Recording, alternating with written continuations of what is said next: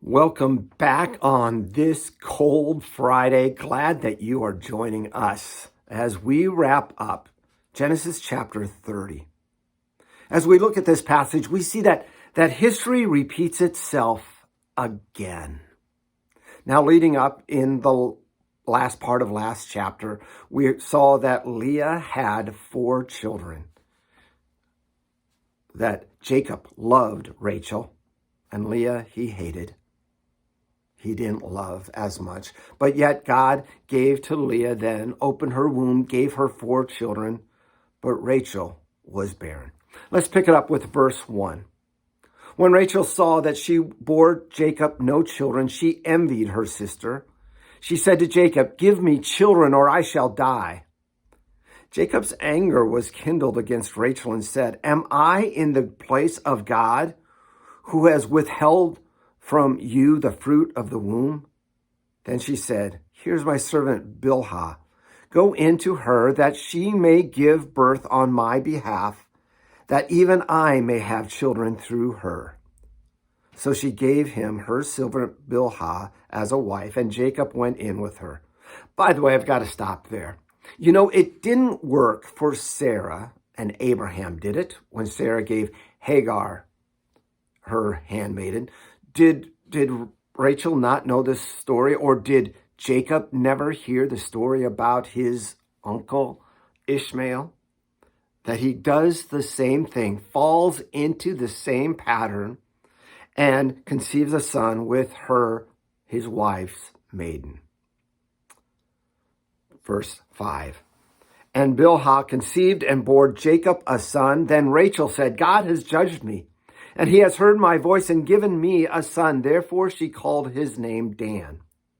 Rachel's servant Bilhah conceived again and bore Jacob a second son. Then Rachel said, "With mighty wrestlings I have wrestled with my sister and have prevailed." So she called his name Naphtali.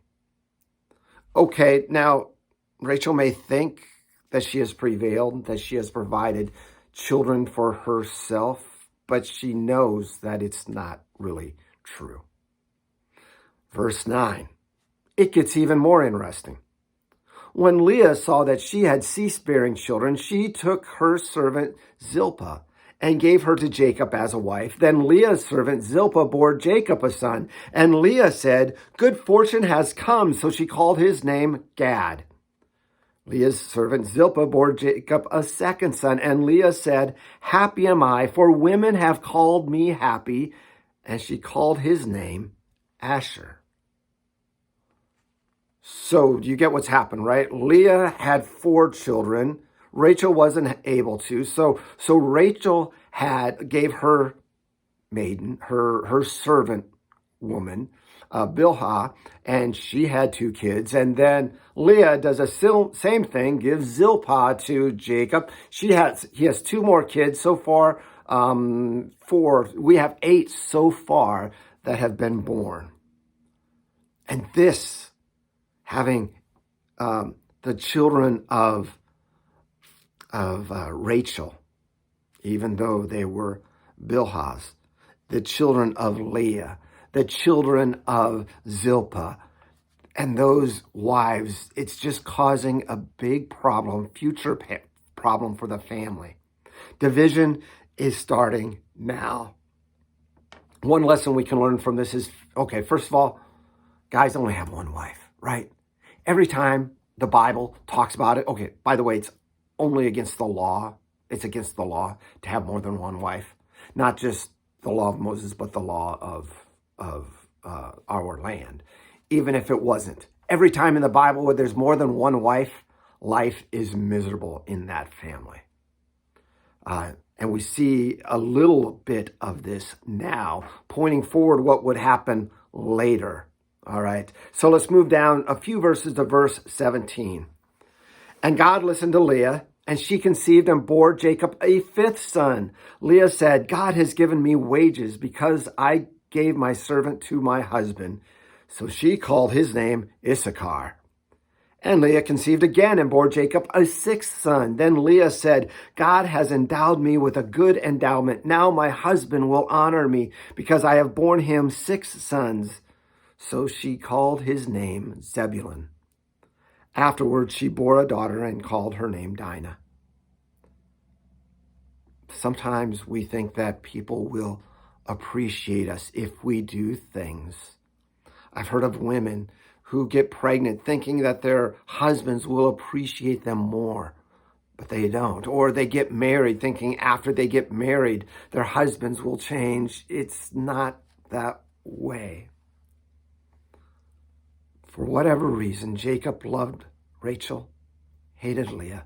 And throughout, even though she bore him 6 children, he loved his children, but he still loved Rachel more.